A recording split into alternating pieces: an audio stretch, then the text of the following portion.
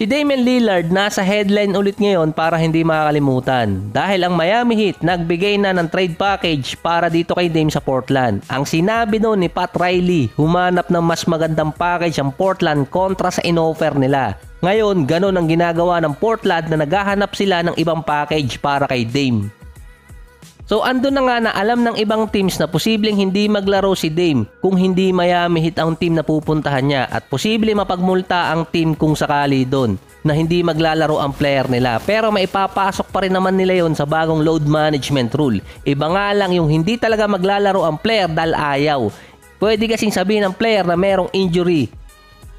Bukod kasi sa Miami, ang teams na nasa linya ngayon na hinahabol din si Dame ay Sixers, Nets at Toronto. Sa isang podcast din, sinabi ni Damian Lillard, hindi niya gagawin yung ginawa ni Kevin Durant na sumali sa Golden State kahit yun pa ang kanyang hometown team. Sinabi din ni Damian Lillard na gusto niyang manalo sa tamang way. Ito yung dati, hindi siya sasali sa super team. So hindi ko lang alam kung masasabing super team yung Miami. Meron silang dalawang active na all-star, si Adebayo at si Butler. Si Dame ang magiging pangatlo doon. Ayon pa sa kanya, yung ginawa ni Kevin Durant na pagsali sa Golden State para makakuha ng championship, nasira ang reputasyon ni KD bilang player. Sinabi na rin dati ni Draymond, nanalo sila ng 2 beses na may KD at wala. Ngayon, kailangan manalo ni Kevin Durant ng championship outside ng Golden State dahil sa narrative.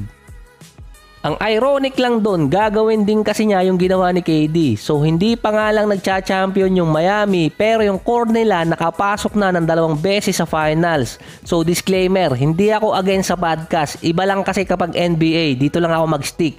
Dahil nung tinanong din si Damian Lillard kung si Steph ba ay mas better sa kanya, ang sagot kasi ni Dame, walang mas magaling sa kanya kapag nasa loob ng court. Sinundan nyo ng tanong kung siya ba ang best point guard sa NBA ngayon. Ang sagot kasi ni Dame, oo.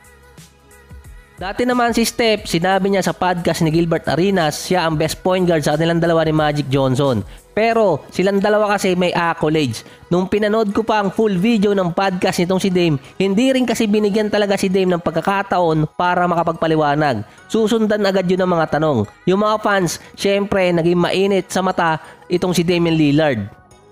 Kung pagkukumparahin mo kasi si Steph at itong si Dame, si Steph multiple champion at 2-time MVP, si Steph din sa kanya rin gumagana yung tinatawag na small ball offense dahil sa percentage at efficiency. Sa binago kasi ang NBA, hindi lang naman yung sa 3-point shot lang. Si Damian Lillard 37% sa buong karir niya sa beyond the arc. Isang beses lang siya nagkaroon ng 40%. Si Steph kasi 42% sa buong karir. Ginawa niyang mid-range na lang yung 3-point area. Kaya sa kanya gumagana talaga yung small ball offense. Ang isa pa doon, para pinag-aaway din si Dame at si Scoot Henderson dahil nga sa request na Dame na i-trade ang kanilang pick para makakuha ng player at makapag-content ngayong taon. Hindi nga nangyari yon. Pero ayon sa kanya, wala namang issue sa kanilang dalawa ni Scoot Henderson. Siya pa rin kasi yung best player na imposibleng hindi siya piliin sa draft. Balik tayo sa Miami. Base sa report kasi ni Woj, pinaghahanap na ni Pat Riley na mas magandang offer ang Portland kumpara sa binigay nila. Dahil hindi rin alam ng Miami kung sino ilalagay nila sa roster kung sakali makuha nila si Damian Lillard. Dahil nga maapektuhan yung kanilang lineup. Dahil yung potential player na dapat kukunin nila kung makukuha din si Damian Lillard, nakuha na ng iba. Si Kelly Oubre Jr. nasa Sixers, si Christian Wood nasa Lakers na. Ang dalawa na yon ang potential addition sana kung natuloy yung trade. Ayaw na rin ng Miami na makipagbalasahan ng deal dito sa Portland. Sinabi na nga ni Pat Riley. Kaya sabi ko dati, pinahihirapan lang ni Dame ang Miami.